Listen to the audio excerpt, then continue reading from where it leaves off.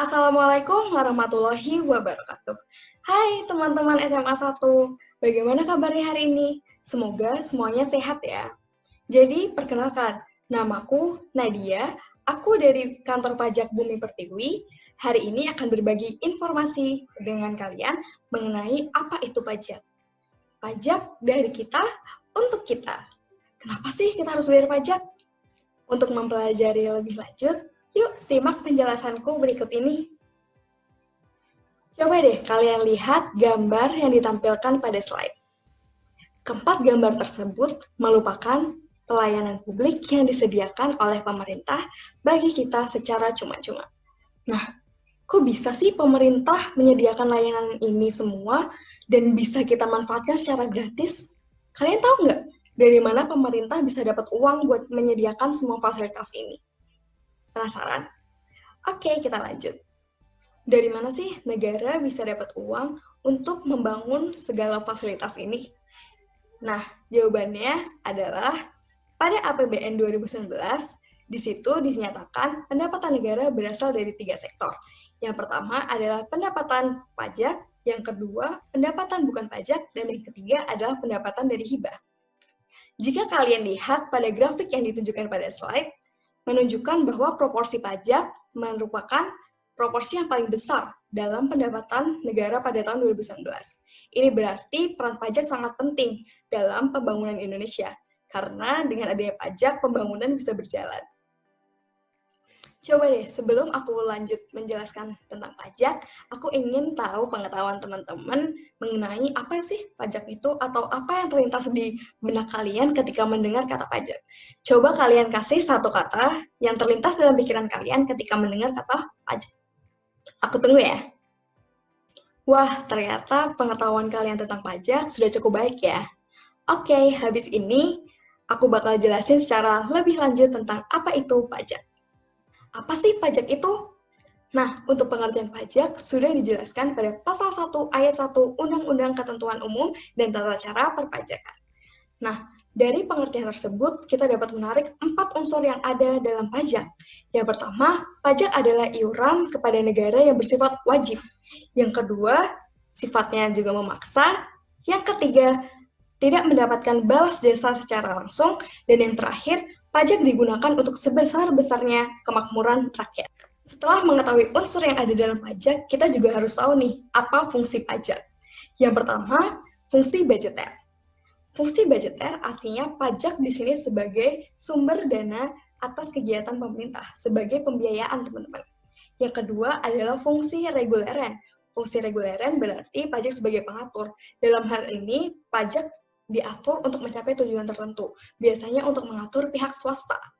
Yang ketiga adalah fungsi demokrasi. Di sini, sebagai rakyat Indonesia, kita berjiwa gotong royong. Di sini kita bersama-sama membayar iuran pajak untuk membangun Indonesia yang lebih baik. Dan yang terakhir adalah fungsi redistribusi, di mana pajak ini adalah untuk pemerataan. Selanjutnya, kita juga harus tahu jenis-jenis pajak yang ada di Indonesia. Pajak dibagi menjadi 2 jenis. Yang pertama ada pajak pusat, yang kedua ada pajak daerah. Ada yang bisa bedain nggak perbedaan antara kedua ini? Jadi yang pertama pajak pusat. Pajak pusat ini dipungut oleh Direktorat Jenderal Pajak sebagai pemungut pajak di Indonesia. Meliputi ada PPh, PPN, PPNBM, Bea dan Cukai, ada Bea Materai, dan sebagainya. Sementara pajak daerah adalah pajak yang dipungut oleh pemerintah daerah. Contohnya ada pajak hotel, restoran, pajak penerangan jalan, pajak kendaraan bermotor, dan sebagainya. Udah tahu kan bedanya apa?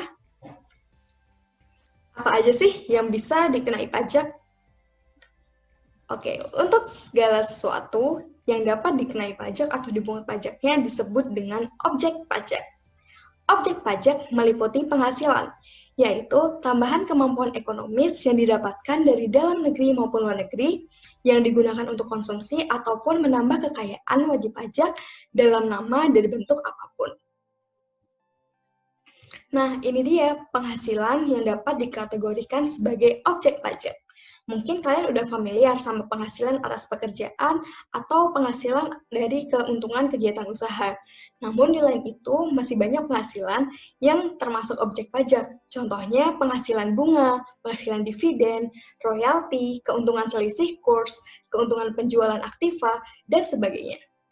Gimana? Udah makin paham kan tentang jenis-jenis penghasilan? Oh iya, kalian bisa lihat jenis-jenis penghasilan pada pasal 4 ayat 1 dan ayat 2 pada Undang-Undang Pajak Penghasilan. Kita udah tahu pengertian pajak, unsur-unsur pajak, jenis-jenis pajak, dan jenis-jenis objek pajak.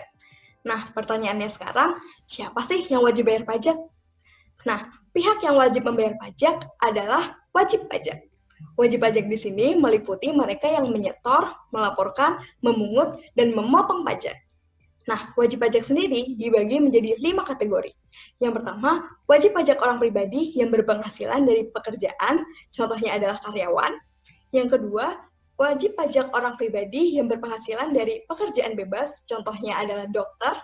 Yang ketiga, wajib pajak orang pribadi yang berpenghasilan dari usaha atau pengusaha. Yang keempat adalah wajib pajak badan, dan yang kelima adalah wajib pajak pemerintah atau bendahara pemerintah yang sebagai pemungut dan pemotong pajak. Ingat ya, kalau kalian belum wajib untuk memenuhi kewajiban perpajakan. Kewajiban perpajakan hanya dilakukan oleh orang yang sudah berpenghasilan. Setelah mempelajari mengenai pajak secara mendasar, muncul satu pertanyaan lagi. Apa sih pentingnya pajak buat kita? Jawabannya adalah penting banget. Karena dengan adanya pajak, kita dapat menikmati semua fasilitas yang disediakan pemerintah untuk rakyatnya. Sekaligus, bila kita turut membayar pajak, artinya kita turut serta secara tidak langsung dalam proses pembangunan Indonesia menjadi negara yang lebih baik. Karena seluruh proses pembangunan yang ada di Indonesia dibiayai oleh pajak dan pendapatan lain. Dan di sini pajak memiliki proporsi terbesar dalam pendapatan negara. Artinya, posisi pajak di sini sangat krusial. Bila tidak ada pajak, maka mungkin negara ini tidak bisa berlangsung sebagaimana semestinya. Oleh sebab itu, kita harus membayar pajak dan taat akan peraturan perpajakan. Karena pajak dari kita untuk kita. Sekian penyampaian materi perpajakan pada hari ini. Ingat ya teman-teman, kalau besok sudah punya kewajiban pajak, jangan lupa buat bayar pajak secara teratur dan taat. Karena orang bijak taat pajak. Terima kasih. Wassalamualaikum warahmatullahi wabarakatuh.